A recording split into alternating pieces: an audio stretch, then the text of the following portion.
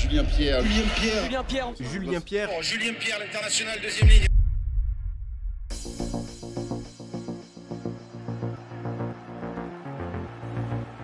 Julien Pierre, lui, qui va remplacer Pascal Papé.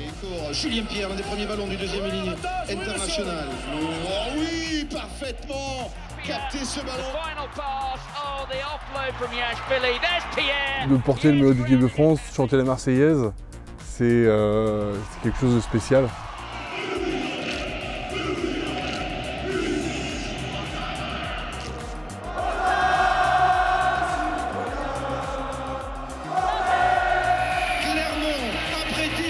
Perdu et champion de France de rugby.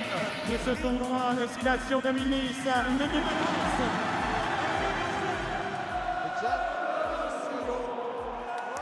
Julien Pierre, ancien réunion de professionnels, président de Play for Nature Foundation et président de Fair Play for Planet. Pourquoi le rugby? Mes parents avaient un ami anglais, un deuxième ligne, qui faisait du rugby au Stade de l'One. Et qui leur a dit un jour, si vous voulez, j'emmène Julien au rugby. Et j'avais 8-9 ans, 10 ans, et j'y suis resté. Et je me suis vraiment retrouvé dans ce jeu où on a besoin de tout le monde, où on a besoin du petit, du gros, du lent, du leader, justement, de la star. On a besoin un peu de tout le monde pour réussir. J'ai eu la chance d'être champion de France en 2010 avec l'ASM. La même année, on fait le Grand Chelem avec l'équipe de France sur destination. C'est les deux principaux titres. Après, avec Clermont, on a fait quelques finales de Coupe d'Europe également. 2 finales perdues contre Toulon. Et j'ai eu la chance de participer à la Coupe du Monde 2011 en Nouvelle-Zélande et de participer à la fameuse finale perdue d'un point. Les Français avancent. Quelle image, le 15 de France sur la ligne médiane. Itération, attention. Oh, attention, Woodcock, il est passé. Oh, le premier essai néo-zélandais dans cette finale, incroyable. François Trenduc qui va lancer l'attaque. Aurélien Rougerie pour Thierry du Sautoir en France, en plus de bruit. Oh, l'essai de Thierry du Sautoir, magnifique. Et c'est fini. Ici à l'Eden Park, 8-7, score final. Cette Coupe du Monde, c'était un moment spécial. On était à l'autre bout du monde, véritablement. Je me souviens de notre retour. On arrive place de la Concorde et il y a 50 000 personnes sur la place, quoi, qui nous attendent. Personnellement, je ne m'attendais pas à ça, je ne pensais pas qu'il y avait autant de monde. Quand on est dedans, on ne se rend pas compte de ce qui nous arrive.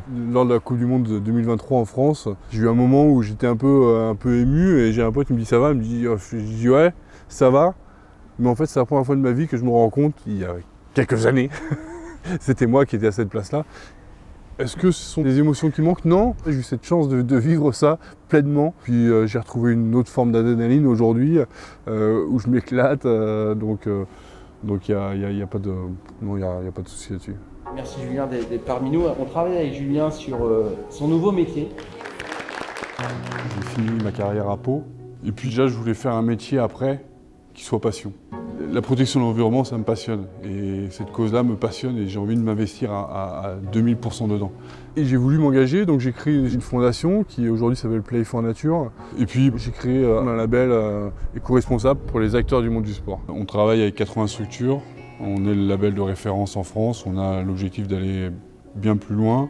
On a aujourd'hui des collectivités avec qui on commence à travailler, des régions avec qui on commence à travailler, des marques. Fair Play for Planet est le premier label éco-responsable pour les acteurs du monde du sport, que ce soit les clubs amateurs ou professionnels, les événements sportifs ou les établissements sportifs. J'ai grandi au Sable d'Olonne, dans un parc animalier qui a été créé par mon grand-père et qui a véritablement tourné les parcs animaliers, les zoos, dans un monde de la conservation. Et ce qui a forgé aussi mon caractère et mon amour pour la protection de l'environnement. Durant ma carrière, j'ai eu la chance de voyager avec mon oncle en 2009 à Sumatra. Et à ce moment-là, je me suis rendu compte que le monde est en train de changer quand on voit des pipelines à perte de vue, quand on voit de la forêt brûlée, quand on voit des mangroves rasées. Quand je me suis lancé en 2020 et quand je me suis lancé en 2018 avec la section paloise, même à commencer à parler de ces sujets-là, on était vraiment précurseurs. Mais ce qu'on voit aujourd'hui, c'est qu'on a des partenaires, de plus en plus, qui disent nous, on va continuer à sponsoriser le sport, mais à une seule condition, c'est que ce sport soit engagé, soit labellisé, soit certifié dans son engagement par un tiers. Je suis plus que déterminé, personnellement, déjà à faire bouger les choses et aux côtés des 100 leaders pour la planète, avec grand plaisir. Mais je suis évidemment optimiste pour la suite. Chacun doit apporter sa pierre à l'édifice quelque part et doit amener sa vision, son leadership qui peut être différent d'un autre Et je trouve que le monde a besoin de plus de 100 leaders pour la planète, c'est certain.